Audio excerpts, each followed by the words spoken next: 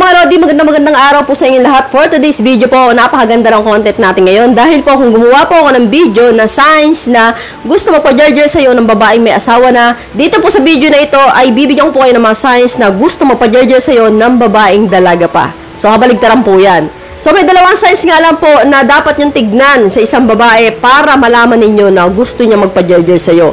So, napakabilis lang, madali malaman. Kung interesado ka sa content na ito, stay put ka lang dyan. Sisimulan na po natin kagad yan. So, kapag po ang babaeng may asawa na gusto mo pa-jarger sa'yo, napakadalis lang malaman, no? Kasi po, ang mga babaeng may asawa na batikan na yan, eh. Alam na nila kung paano magpaparamdam sa lalaki na, oy, jarger mo ako. At kayo mga lalaki naman, basang-basa nyo na rin yung babaeng may asawa na kung gusto mo pa-jarger sa inyo.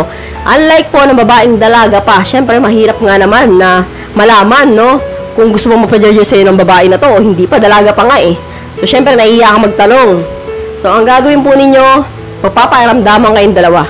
So, proceed na nga po tayo sa senyales number 1, na kapag nakita mo, ibig sabihin po niyan, gusto niyo magpa-jarger sa'yo. Pumapayag may pag-usap sa'yo sa dilim. So, kapag po ang babae ay pumapayag na may pagkwentuhan sa'yo sa madilim na lugar, no? Kunwari, nagkita kayo sa labas, and then niyaya mo, tara, doon tayo banda, doon tayo kwentuhan. And then, yung lugar na yon medyo madilim. Pumayag siya, sumama siya, ibig sabihin mo yung gusto niya magpa-jarger sa'yo kasi ibig sabihin po, gusto niya rin po ng privacy. So, syempre, kaya nga po kayo pumunta sa madilim na lugar, gusto niya ng privacy, di ba?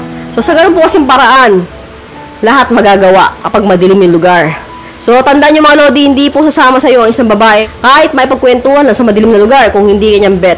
Kung hindi po yan gusto mo pa-jarger sa'yo. So, lahat po ng babae mga Lods, no? Magalit tayo kung magalit sa akin.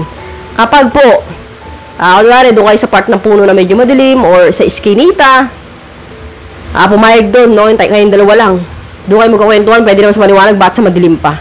So, syempre, ikaw naman iyaya mo doon para alam mo na mahalikan mo, mahimas mo. So, kapag sumama sa'yo yan, surely, gusto niya magpa-jarger sa'yo. Kasi kapag ang babae, hindi kanyang type, ayaw magpa-jarger sa'yo yan, takot yan.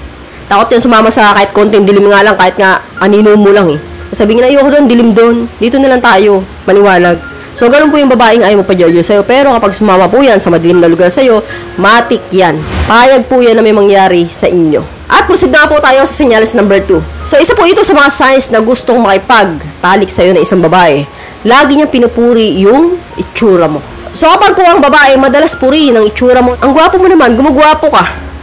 Ang bango mo naman, ang laki ng katawan mo, ang ganda ng lips mo, ang ganda ng mata mo. Bagay sa'yo yung gupit mo. Yung mga tipong mga ganun, mga Lodi. Yung pinupuri ka madalas ng isang babae, no?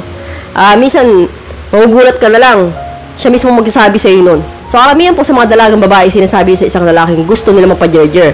So, kadalasan minsan sa chat or personal. So, depende po yan sa diskarte ng isang babae. So, kapag po ganyan ng babae, mga Lodi, lag kang pinupuri, no? Lalo na kung sasabihan ko ng pogi. Ang ganda ng damit mo. Bagay sa'yo yung damit na ganito. Bagay sa'yo yung ganitong kulay ng damit. So, signs po yan, mga Lodi, sure, maliwanag po yan na gusto mo pa-jarger sa'yo ng isang babaeng dalaga pa. So, baka sabihin ninyo, pinuri lang yung damit, gusto na agad jarger. So, kasi gumawa ako ng video na dalawang salita ng babae na gustong patuhog sa'yo. So, ang daming ganong comment doon. Hindi sila naniniwala. Bakit? Babae ba kayo?